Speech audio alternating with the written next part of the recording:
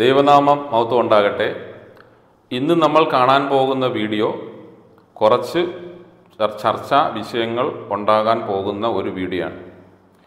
ഇന്നത്തെ ഈ വീഡിയോ ഞാൻ മുഴുവനും ഉൽപ്പത്തി മുതൽ വെളിപാട് വരെയുള്ള ബൈബിളിൽ നിന്നാണ് ഞാൻ സംസാരിക്കാൻ പോകുന്ന വിഷയം. അപ്പോൾ ഇന്നത്തെ വിഷയം എന്ന് പറഞ്ഞാൽ ഉൽപ്പത്തി മുതൽ വെളിപാട് വരെ നമ്മൾ ബൈബിൾ പരിശോധിക്കുമ്പോൾ 1-ാം നൂറ്റാണ്ടിൽ ഉണ്ടായിരുന്ന 4 സത്യങ്ങൾ ഈ ബൈബിളിൽ ചേർക്കപ്പെട്ടിട്ടില്ല. അത് ക്ലിയറായിട്ട് എനിക്കറിയാം. അതായത് യേശുവിന് മുമ്പും യേശുവിന് പിമ്പും ഉണ്ടായിരുന്ന 4 സത്യങ്ങൾ, അത് 1-ാം നൂറ്റാണ്ട്, അതായത് 3-ാം നൂറ്റാണ്ട് വരെ, ശരിക്കും പറഞ്ഞാൽ ആദാമിൻ്റെ കാലം മുതൽ ഈ പറയുന്ന പോലെ യേശുവിന് ശേഷം AD 3-ാം നൂറ്റാണ്ട് വരെ ഈ സത്യങ്ങളെല്ലാം ഉണ്ടായിരുന്നു. പിന്നീട് ഈ 4 സത്യങ്ങൾ എപ്പോഴാണ് മറയ്ക്കപ്പെട്ടതെന്ന് പറഞ്ഞാൽ 3-ാം നൂറ്റാണ്ടിനും 4-ാം നൂറ്റാണ്ടിനും ഇടയ്ക്ക് ഈ ബൈബിൾ എന്ന് പറയുന്ന ഈ പുസ്തകം ക്രോഡീകരിക്കുമ്പോഴാണ് ഈ സത്യങ്ങൾ ബൈബിളിൽ ചേർക്കാതെ പോയത്. അത് എന്തുകൊണ്ടാണ് എന്നുള്ളത് എനിക്കറിയാം. അതിനെക്കുറിച്ചുള്ള കാര്യങ്ങളൊക്കെ ഞാൻ അടുത്ത് വരുന്ന വീഡിയോയിൽ നിങ്ങൾക്ക് തരും. അപ്പോൾ ആ മറയ്ക്കപ്പെട്ട 4 മർമ്മങ്ങൾ, അത് എൻ്റെ വീഡിയോ നിങ്ങളെല്ലാവരും ഫോളോ ചെയ്യുക. ഓരോ വീഡിയോയിൽ ഞാൻ ആ ഓരോ മർമ്മങ്ങൾ ഞാൻ നിങ്ങളോട് സംസാരിക്കുന്നതായിരിക്കും. ഇന്ന് നമ്മൾ കാണാൻ പോകുന്ന ആദ്യത്തെ മർമ്മം എന്ന് പറഞ്ഞാൽ ആദ്യ മനുഷ്യനായ ആദാമിന് യഹോവയായ ദൈവം കൂട്ടായി എത്ര സ്ത്രീകളെ കൊടുത്തു?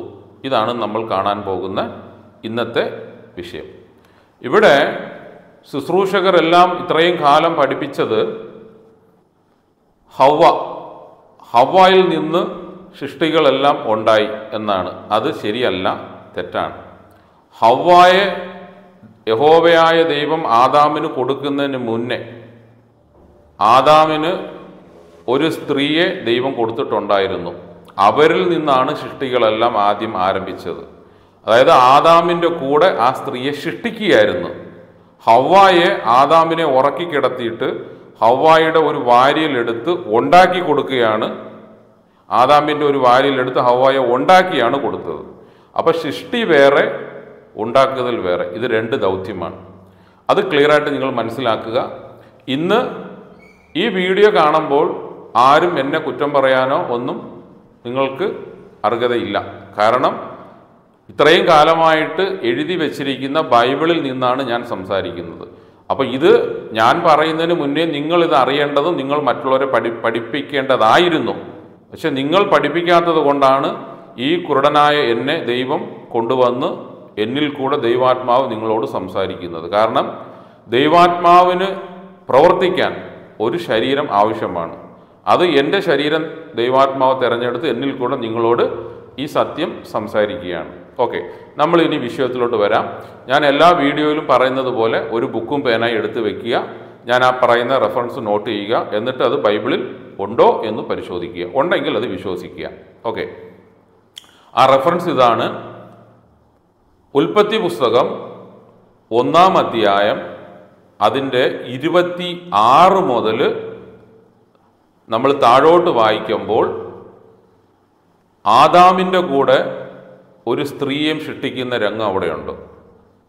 അവരെ സൃഷ്ടിച്ചിട്ട് ദൈവം അവരെ അനുഗ്രഹിക്കുകയാണ്. നിങ്ങൾ സന്താന പുഷ്ടിയുള്ളവരായി പെരുകുവിൻ, ഭൂമി മുഴുവനും നിങ്ങൾ മക്കളെ പ്രസവിച്ച് ഭൂമി മുഴുവനും പെരുകട്ടെ എന്ന് യഹോവയായ ദൈവം പറയുന്ന രംഗമുണ്ട്. അപ്പോൾ ഉൽപ്പത്തി 1-ന്റെ 26 മുതൽ ഉൽപ്പത്തി 2-ാം അധ്യായം അതിൻ്റെ 3 വരെ ഈ ആണും പെണ്ണും അവിടെ ഉണ്ട്. ആദ്യം ദൈവം സൃഷ്ടിച്ച ഈ സ്ത്രീ ആദാമിൻ്റെ കൂടെ അവിടെ ഉണ്ട്. ഉൽപ്പത്തി 1-ന്റെ 26 മുതൽ ഉൽപ്പത്തി 2-ന്റെ 3 വരെ അവിടെ സൂക്ഷ്മമായിട്ട് നിങ്ങൾ പരിശോധിക്കണം, അവിടെ ഉണ്ട്. എന്നിട്ട് ദൈവം ഇതെല്ലാം അവരെ അനുഗ്രഹിച്ചു. നിങ്ങൾ മക്കളെ പ്രസവിച്ച് പെരുകുവിൻ ഒക്കെ ഭൂമിയിൽ ഇങ്ങനെ മക്കളെ പ്രസവിച്ച് പെരുകി. പിന്നീട് ഉൽപ്പത്തി 2:18 വാക്യത്തിൽ നമ്മൾ വരുമ്പോൾ ആദാം ഏകനായിട്ടിരിക്കുകയാണ്. അവിടെ യഹോവയായ ദൈവം പറയുകയാണ്, ആദാം ഏകനായി ഇരിക്കുന്നത് നന്നല്ല എന്ന് കണ്ട് അവന് തക്കതായ ഒരു തുണയെ ഞാൻ കൊടുത്തു. അപ്പോൾ ആദ്യം ആദാമിൻ്റെ കൂടെ സൃഷ്ടിക്കപ്പെട്ട ആ സ്ത്രീ തക്കതായ ഒരു തുണയല്ലായിരുന്നു. അതാണ് ആ വാക്കിൻ്റെ അർത്ഥം. അതാണ് അവിടെ സംഭവിച്ചത്. അതായത് നമ്മൾ ഈ ബൈബിൾ പരിശോധിക്കുമ്പോൾ ഉൽപ്പത്തി 1:26 മുതൽ 2:3 വരെ ഈ 2 പേരും ഉണ്ട്, ആണും പെണ്ണും ആദിയിൽ സൃഷ്ടിച്ചവരുണ്ട്. പിന്നെ ഉൽപ്പത്തി 2:18 വരുമ്പോൾ ആദാം ഏകനായിരിക്കുക. അപ്പോൾ അവന് ഒരു തുണ ആവശ്യമാണ്. അപ്പോഴാണ് ആദാമിനെ ഉറക്കി കിടത്തിയിട്ട് ആദാമിൻ്റെ വാരിയിലെടുത്ത് ഒരു സ്ത്രീയെ, ഹവ്വായെ സൃഷ്ടിച്ചു കൊടുത്തത്. അപ്പോൾ ഇതാണ് സത്യം. എത്ര തന്നെ സത്യങ്ങൾ മാറ്റിയാലും ദൈവത്തിൻ്റെ കണ്ണ് ഒരിടത്ത് ഒരു കൈവെപ്പ്, ദൈവത്തിൻ്റെ ഒരു കൈവെപ്പ് എവിടെയെങ്കിലും മിച്ചം മീതി കാണും. ഇതാണ് ഇന്ന് എന്നിൽ കൂടെ ദൈവാത്മാവ് നിങ്ങളോട് സംസാരിക്കാൻ പോകുന്നത്. പിന്നീട് ഈ ശുശ്രൂഷകരെല്ലാം പഠിപ്പിച്ചതുപോലെ ഹവ്വായിൽ നിന്നാണ് സൃഷ്ടി ആരംഭിച്ചത് എങ്കിൽ നമ്മൾ അതൊന്ന് പരിശോധിക്കുകയാണ്. ഇന്ന് എന്നോട് അനേകർ ചോദിച്ച ഒരു ചോദ്യമുണ്ട്. അതായത് ശരിക്കും പറഞ്ഞാൽ നിരീശ്വരവാദികളായിട്ടുള്ളവരും മറ്റേ മതക്കാരുമൊക്കെ എന്നോട് ചോദിച്ച ഒരു ചോദ്യമാണ്, ഹവ്വ 2 ആൺകുട്ടികളെയാണല്ലോ പ്രസവിച്ചത്, ആബേലും കായേലും. ആ മൂത്തവൻ ഇളയവനെ അടിച്ചു കൊന്നു. പിന്നീട് ഭൂമിയിൽ ഒരുവനേ ഉള്ളൂ, അതായത് അച്ഛനും അമ്മയും, അതായത് ആദാമും ഹവ്വായും ആ മൂത്ത മകനുവേ ഉള്ളൂ. വേറെ ആരും ഭൂമിയിൽ ഇല്ല. ഈ ബൈബിൾ പ്രകാരം നോക്കുവാണെങ്കിൽ അങ്ങനെയാണ്. പിന്നീട് ദൈവമായ യഹോവ ആ മൂത്തവനോട് ചോദിക്കുന്നുണ്ട്. ആ റെഫറൻസ് ഞാൻ പറയാം, നിങ്ങൾ നോട്ട് ചെയ്യുക. ഉൽപ്പത്തി പുസ്തകം 4-ാം അധ്യായം അതിൻ്റെ 10 മുതൽ താഴോട്ട് നിങ്ങൾ വായിക്കുമ്പോൾ അവിടെ രേഖപ്പെടുത്തിയിട്ടുണ്ട് ഞാൻ ഈ പറയാൻ പോകുന്ന രംഗം. ആ ഹവ്വ അല്ല, ഈ മൂത്ത മകനോട് യഹോവയായ ദൈവം ചോദിക്കുക, നിന്റെ അനിയനെ നീ എന്ത് ചെയ്തു? അവൻ്റെ രക്തം നിലവിളിക്കുന്നു. നീ ഈ പാപം ചെയ്തതുകൊണ്ട് നിന്നെ ഞാൻ ഇവിടെ നിന്ന് ഇറക്കി വിടുകയാണ്. അന്നേരം അവൻ പറയുകയാണ്, എന്നെ ഇവിടെ നിന്ന് ഇറക്കി വിടുമ്പോൾ ഞാൻ ഭൂമിയിൽ അവിടെ ഇവിടെ ചെന്ന് ഉഴന്ന് നടക്കുമ്പോൾ അവിടെ കാണുന്നവർ എന്നെ കൊല്ലും. അപ്പോൾ നിങ്ങളൊന്ന് ചിന്തിക്കുക, ഹവ്വായിൽ നിന്നാണ് സൃഷ്ടികൾ ആരംഭിച്ചു എന്ന് പറയുന്നത് അങ്ങനെയാണ് ഇതുവരെ പഠിപ്പിക്കുന്നത്. അപ്പോൾ ഹവ്വ ആദ്യം പ്രസവിച്ചത് 2 ആമക്കളെയാണ്. അതിൽ മൂത്തവൻ ഇളയവനെ കൊന്നു. പിന്നെ ഒരു മകനേ ഉള്ളൂ. അപ്പം മനുഷ്യരായിട്ട് ഭൂമിയിൽ 3 പേരെ പാടുള്ളൂ ഈ പഠിപ്പിച്ചത് രീതിയിലാണെങ്കിൽ. പക്ഷേ ഇവൻ പറയുകയാണ് യഹോവയായ ദൈവത്തോട്, എന്നെ ഇവിടെ നിന്ന് ഇറക്കി വിടുമ്പോൾ ഞാൻ ഭൂമിയിൽ അങ്ങോട്ടും ഇങ്ങോട്ടും ഉലയുന്നവനായിട്ട് നടക്കുമ്പോൾ അവിടെ കാണുന്നവർ എന്നെ കൊല്ലും. അപ്പോൾ ഓൾറെഡി ഭൂമിയിൽ വേറെ മനുഷ്യരുണ്ട്. അപ്പോൾ ഇത് ഇവൻ പറഞ്ഞു കഴിയുമ്പോൾ യഹോവയായ ദൈവം പറയുകയാണ്, നിന്നെ കാണുന്നവർ നിന്നെ കൊല്ലാതെ ഇരിക്കേണ്ടതിന് ഞാൻ നിനക്കൊരു അടയാളം വയ്ക്കും. അപ്പം ദൈവം തന്നെ അവിടെ വീണ്ടും സ്ഥാപിക്കുകയാണ്, ഭൂമിയിൽ ഓൾറെഡി വേറെ മനുഷ്യർ ഉണ്ട്. അപ്പം ഇത് ആര് പ്രസവിച്ചതാ എന്ന് ചോദിച്ചാൽ ഈ പറയുന്ന ആദാമിൻ്റെ കൂടെ സൃഷ്ടിച്ച ആ സ്ത്രീ പ്രസവിച്ച് അതാണ് ഈ ഭൂമി മുഴുവനും ജനങ്ങൾ കൊണ്ട് പെരുകി. ഇതാണ് സത്യം. എന്നിട്ട് ആ ഉൽപ്പത്തി 4:10 മുതൽ നമ്മൾ താഴോട്ട് വായിച്ച് ഈ ദൈവം പറഞ്ഞു കഴിഞ്ഞ് താഴോട്ട് വരുമ്പോൾ ഈ പറയുന്ന ഈ വ്യക്തി, ഈ ആദാമിൻ്റെ മൂത്ത മകൻ നോദ് എന്ന് പറയുന്ന ദേശത്ത് ചെന്ന് അവൻ്റെ ഭാര്യയുമായി പരിഗ്രഹിച്ചു എന്നുണ്ട്. അപ്പം ഈ ഭാര്യ എന്ന് പറയുന്ന സ്ത്രീ എവിടെ നിന്ന് വന്നു? കാരണം അവ പ്രസവിച്ചത് 2 ആമക്കളേ ഉള്ളൂ. അപ്പോൾ ഓൾറെഡി ഭൂമിയിൽ വേറെ മനുഷ്യരുണ്ടായിരുന്നു. അത് പ്രസവിച്ചത് ഭൂമിയിൽ ജനങ്ങൾ കൊണ്ട് നിറഞ്ഞു. അത് പ്രസവിച്ചത് ആദാമിൻ്റെ കൂടെ സൃഷ്ടിക്കപ്പെട്ട ആ സ്ത്രീയാണ്. ഇനി ആ സ്ത്രീ നമ്മൾ ഏതാണെന്ന് നോക്കുവാണ്. ആ സ്ത്രീയാണ് ബൈബിളിൽ അത് രേഖപ്പെടുത്തിയിട്ടില്ല, അത് ഉണ്ടായിരുന്നു. ഞാൻ പറഞ്ഞതുപോലെ 3-ാം നൂറ്റാണ്ട് വരെ ഉണ്ടായിരുന്നു. ആ സ്ത്രീയുടെ പേരാണ് ലില്ലിത്ത്, ആദാമിൻ്റെ കൂടെ ആദ്യം സൃഷ്ടിച്ച സ്ത്രീ. അവിടെ എന്താ സംഭവിച്ചതെന്ന് പറഞ്ഞാൽ ആദാമുമായിട്ട് ഇവർ തമ്മിൽ ഒരു വലിയ വിഷയങ്ങൾ എന്തോ അവിടെ ഉണ്ടായി. കാരണം രണ്ടുപേർക്ക് ഈക്വൽ പവറിലാണല്ലോ സൃഷ്ടിച്ചത്. അപ്പോൾ ആദാമിൻ്റെ വാക്ക് കേൾക്കാതെ വന്ന് ആദാം അവളെ ഉപദ്രവിച്ച് കൊല്ലുമെന്ന് കണ്ടപ്പോൾ അവൾ അവിടെ നിന്ന് ചാടിക്കടന്ന് ഇപ്പുറത്ത് വന്നു. അതായത് നമ്മൾ ഉൽപ്പത്തി പുസ്തകം വായിക്കുമ്പോൾ ആ ഏദൻ തോട്ടത്തിൽ നിന്ന് 4 നദികൾ പുറപ്പെടുന്നതായിട്ട് അവിടെ എഴുതിയിട്ടുണ്ട്. അതിലൊരു നദിയാണ് ഇന്ന് നമ്മൾ പറയുന്ന യൂഫ്രട്ടീസ് നദി. അതായത് അന്ന് ആദാമും ഹവ്വായൊക്കെ പാർത്തിരുന്ന ആ തോട്ടം, അതായത് ഏദൻ തോട്ടം എന്ന് പറയുന്നത് ഇന്ന് നമ്മൾ പറയുന്ന ഇറാഖാണ്.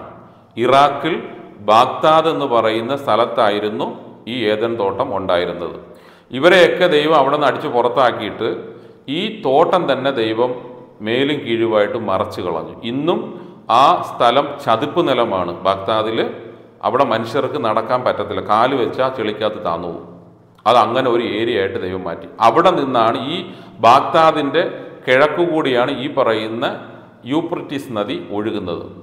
അപ്പോൾ ഈ നദി ചാടിക്കടന്ന് ഈ ആദ്യത്തെ സ്ത്രീ ഒരു മലയുടെ മുകളിൽ വന്ന് അവളങ്ങ് ഇരുന്ന് അവൾ ഒരു ദേവിയായിട്ട് മാറി. ഇവളെയാണ് പിന്നീട് പൗലോസിൻ്റെ കാലഘട്ടത്തിൽ ഏഷ്യയിൽ സുവിശേഷത്തിന് പോകരുതെന്ന് പറഞ്ഞു. അവളെ പിന്നീട് വിളിക്കുന്നത് അർത്തേമിസ് മഹാദേവി എന്ന്. ആ നാട്ടുകാർ വിചാരിക്കുന്നത് ഇവൾ സ്വർഗത്തിൽ നിന്ന് വന്ന ബിംബം എന്നാണ്. അത് ഈ ആദാമിൻ്റെ ആദ്യ ഭാര്യയാണ്. അങ്ങനെ ഇതായിട്ട് മാറി. അപ്പം ഇത് ആ ആദാമിൻ്റെ കൂടെ സൃഷ്ടിക്കപ്പെട്ട ആദ്യത്തെ സ്ത്രീയുടെ പേരാണ് ലില്ലിത്ത്. അവിടെ നമ്മൾ ചരിത്രം പരിശോധിക്കുമ്പോൾ അന്നത്തെ ഈ ആദ്യത്തെ സ്ത്രീയുടെ ഒരു പ്രസവ രീതി എന്ന് പറഞ്ഞാൽ ഇന്ന് സ്ത്രീകൾ പ്രസവിക്കുന്ന പോലെ 10 മാസം വയറും തള്ളിക്കൊണ്ടൊന്നും അല്ല. അതായത് 1 മണിക്കൂറിൽ 60 മക്കളെ പ്രസവിക്കും. ഇതായിരുന്നു അന്നത്തെ. കാരണം നിങ്ങൾ ഭൂമി മുഴുവനും മക്കളെ പ്രസവിച്ച് പെരുകുവിൻ എന്ന് ഉൽപ്പത്തി 1:26 മുതൽ താഴോട്ട് വായിക്കുമ്പോൾ ദൈവം അനുഗ്രഹിച്ചാണ്. ഇന്നത്തെ പോലെ സ്ത്രീകളെ പോലെ 10 മാസം വയറും ചുമന്ന് ഒരു കുഞ്ഞിനെ പ്രസവിച്ചാൽ ഒരു തെരുവ് പോലും നിറയത്തില്ല. അപ്പോൾ അന്നത്തെ പ്രസവം അങ്ങനെ ആയിരുന്നു ലില്ലിത്തിൻ്റെ. ദൈവം കൊടുത്ത ഒരു ഇതാണ്. കാരണം 1 മണിക്കൂറിൽ 60 കുട്ടികളെ പ്രസവിക്കും. നിങ്ങൾക്ക് സംശയമുണ്ടെങ്കിൽ യൂട്യൂബിൽ അല്ലെങ്കിൽ ഗൂഗിളിൽ കയറിയിട്ട് ലില്ലിത്ത് എന്ന് പറഞ്ഞ് അടിച്ചു കൊടുത്താൽ നിങ്ങൾക്ക് അവളുടെ രൂപം ഭയങ്കര ഹൈറ്റാണ്. ഒരു 10, 12, 13 അടി ഹൈറ്റും ഭയങ്കര സൈസാണ്. അതും പ്രസവവേദന ഇല്ല. എന്നാണ് ഈ പ്രസവവേദന തുടങ്ങിയത് സ്ത്രീകൾക്ക്? അത് ഈ ഹവ്വ ചെയ്ത പാപനിമിത്തമാണ്. ആ ഭാഗം എവിടെയാണ് രേഖപ്പെടുത്തിയിരിക്കുന്നതെന്ന് പറഞ്ഞാൽ ഉൽപ്പത്തി 3:8 മുതൽ നമ്മൾ താഴോട്ട് വായിക്കുമ്പോൾ ഈ പഴമൊക്കെ പറിച്ച് തിന്നതിന് ശേഷം യഹോവയായ ദൈവം വന്ന് അവരോട് ചോദിച്ചു കഴിഞ്ഞ് ആ ദൈവം അവരോട്, അതായത് ഈ ഹവ്വായോട് പറയുന്ന ഇതാണ്, മക്കളെ ഇനി വേദനയോടെ നീ പ്രസവിക്കും. അപ്പം അതുവരെ വേദന എന്ന് പറയുന്ന ഒരു സംഗതി ഇല്ലായിരുന്നു, പ്രസവ വേദന. അങ്ങനെയായിരുന്നു ആദാമിന് കൂട്ടായി കൊടുത്ത ആ സ്ത്രീ എല്ലാം ചെയ്തത്. ഇങ്ങനെയായിരുന്നു ചരിത്രം. അപ്പം ഇത് നമ്മൾ അറിയാതെ ഇങ്ങനെ ഹവ്വായിൽ നിന്ന് സൃഷ്ടി ആരംഭിച്ചു എന്നൊക്കെ പറയുന്നത് തെറ്റാണ്. ഇതാണ് 4 മർമ്മങ്ങളിൽ, ബൈബിളിൽ ചേർക്കാതെ പോയ 4 മർമ്മങ്ങളിൽ ഒന്നാമത്തെ മർമ്മം. ഇനി 3 മർമ്മങ്ങൾ ഇതുപോലെ എൻ്റെ വീഡിയോയിൽ കൂടെ നിങ്ങൾക്ക് അത് കേൾക്കാൻ പറ്റും. ഞാൻ ആ പറയുന്ന റെഫറൻസുകളെല്ലാം നിങ്ങൾ നോട്ട് ചെയ്ത് അത് വിശദമായിട്ട് നിങ്ങൾ അത് മനസ്സിലാക്കുക. അല്ലാതെ ആരും പറയുന്നത് കേട്ടിട്ട് അങ്ങനെ നിങ്ങൾ തെറ്റിപ്പോകരുത്. അങ്ങനെ തെറ്റിപ്പോയത് കൊണ്ടാണ് ഇന്ന് ഈ കുരുടനായ എന്നെ ദൈവം കൊണ്ടുവന്ന് ഈ സത്യങ്ങൾ നിങ്ങളോട് പറയുന്നത്. പിന്നെ നമ്മൾ ഇനി ഒരു കാര്യം നോക്കുമ്പോൾ, ഈ ഹവ്വ 2 ആമക്കളെ പ്രസവിച്ചല്ലോ, അതിൽ ഒരുത്തനെ കൊന്നു, പിന്നെ ഒരുത്തനേ ഉള്ളൂ. പിന്നീട് 3ാമത് ഹവ്വ പ്രസവിക്കുന്നത് ശേത്ത്. അത് ഉൽപ്പത്തി 5:1 മുതൽ നമ്മൾ താഴോട്ട് വായിക്കുമ്പോൾ ഉണ്ട്. 3ാമത് പ്രസവിക്കുന്നത് ശേത്ത് എന്ന് പറഞ്ഞ അവനിൽ നിന്നാണ് ഈ പറയുന്ന ആദാമിൻ്റെ വംശ പാരമ്പര്യം ആരംഭിക്കുന്നത്. ഇത് നിങ്ങളെല്ലാം പരിശോധിക്കുക. ഇതിലെന്തെങ്കിലും സംശയം ഉണ്ടെങ്കിൽ നിങ്ങൾ എന്നെ വിളിക്കുക, അതിന് ഉത്തരം ഞാൻ നിങ്ങൾക്ക് തരാം. ബൈബിൾ സംബന്ധിച്ച് നിങ്ങൾ എന്ത് സംശയം ചോദിച്ചാലും എനിക്ക് പറയാനുള്ള ജ്ഞാനം ദൈവം തന്നിട്ടുണ്ട്. അത് ഞാൻ നിങ്ങളോട് പറയാം. പിന്നെ ഈ വീഡിയോ കണ്ടിട്ട് എന്നെ ആരും കുറ്റം പറയാനോ ഒന്നും നിങ്ങൾ ചിന്തിക്കേണ്ട. കാരണം ഇത് ബൈബിളിൽ ഉള്ള സത്യമാണ്, മറഞ്ഞു കിടക്കുന്ന സത്യം. എന്തായാലും ഈ വീഡിയോ നിങ്ങളെല്ലാവർക്കും ഷെയർ ചെയ്യുക. എൻ്റെ ചാനൽ നിങ്ങൾ സബ്സ്ക്രൈബ് ചെയ്യുക. എല്ലാവരെയും ദൈവം സമൃദ്ധിയോടെ അനുഗ്രഹിക്കട്ടെ. ആമേൻ.